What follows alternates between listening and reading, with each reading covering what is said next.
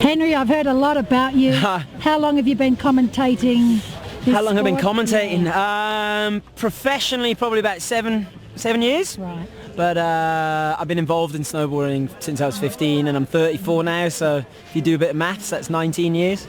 Let's talk about the history and where it's at in 2016. Well, I mean, the history of snowboarding comes from a few different places. You've got surfers who lived in the mountains, who wanted to, bring surfing to the winter, or you had skateboarders who wanted to bring their sport to the mountains. You had other guys who wanted to get out there and race, and then it all came together. And now we're in a situation where we've got an international world tour spanning the globe. We're in the Olympics. We've got our own snowboard run world tour called the World Snowboard Tour, and we're traveling the world in the last 6 weeks. Most of these guys and myself, we've been to America twice, we've been to China, Czech Republic.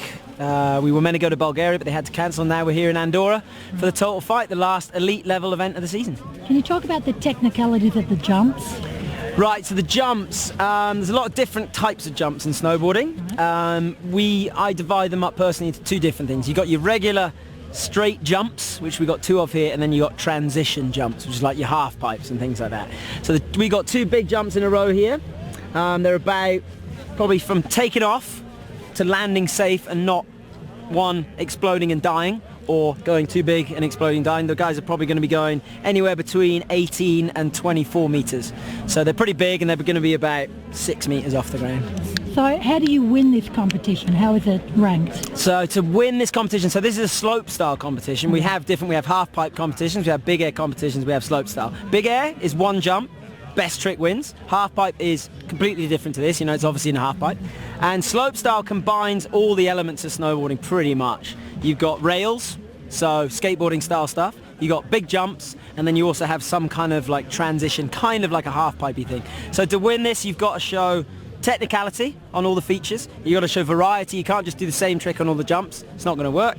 You got to show execution, landing everything perfectly, doing everything perfectly, and you got to show your own bit of individual style flavor to it. So lots of different elements. The boards, does it matter who they're riding, Burton or Ride, Is it just purely down to skill?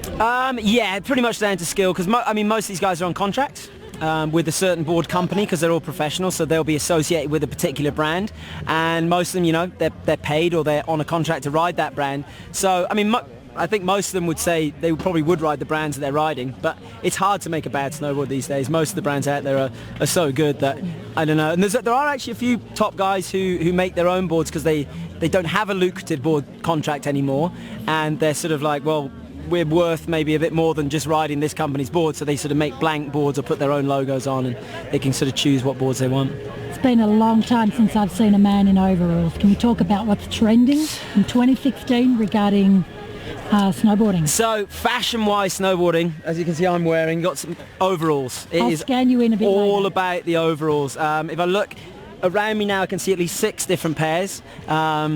Just seems to be what people are going. Bucket hats, like fisherman style hats, that's pretty big at the moment. What else we got? People riding without beanies. Actually, there's quite a lot of that, with their hair, letting their hair flow. Brandon Davis, the World Snowboard Tour champion, he's got a mad afro. He rides with that out. Is he here today? He is. Oh, good. He's behind me. Oh, excellent. What else is trending in snowboarding? Mitts on strings. Everyone's riding with their mitts swinging around. But yes, and lots of like knee patches. Things from like the early 90s. They're all coming back around. Things that when I first started snowboarding were almost going out of fashion, are now coming back in. Who dictates that trend? It's so hard to say.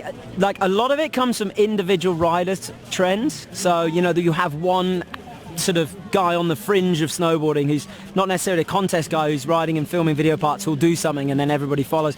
A lot of it comes from skateboarding, not the overalls and things, but sort of headwear and things. A lot of that comes from skateboarding. Get it. I don't know.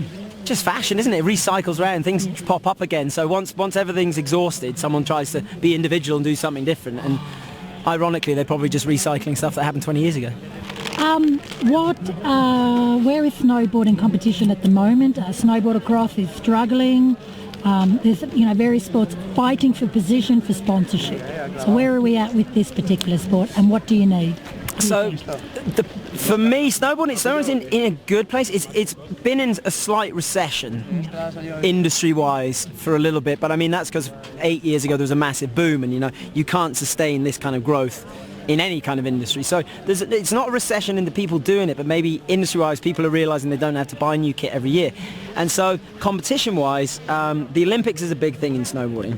And the problem with the Olympics, as good as it is for promotion, everything like that, is it only comes around once every 4 years. So you have this kind of hole in between where the World Snowboard Tour, which is the snowboarder run world tour, fills this hole, and it's the true snowboarding tour. It's run by snowboarders. It tries to promote the sport in the best way. But then every 4 years the Olympics rears its head, and people, contractually or in order to make a name for themselves, they kind of feel they have to go to the Olympics. So it's in a kind of limbo at the moment between. It's a bit like boxing. There's a lot of different world titles going on, and it's hard to truly give a crown to work out who the best snowboarder is. Which, for the big sponsorship, for you getting TV things like that, you need to be able to sell a true world champion. And right now, I think this year we've crowned 4 already.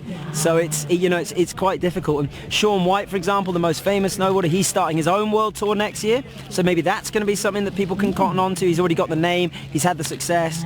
He has that mainstream influence. So I don't know. I think if I compare it to pro surfing, I think we're in the sort of late 80s, early 90s of pro surfing, where there were so many contests going on, there was money here, there was no money there, and it still took them a while to come together to form this pure tour which we have now with surfing. So I think snowboarding's kind of in that sort of twilight zone of what are we doing, and I think good things are happening. A lot of the young riders who were really young when older guys were trying to help them decide what to do, they were too young, and now they've grown up and they've seen the problems with what's happening, so hopefully they're going to come together and make a cohesive tour. Yeah, sounds brilliant.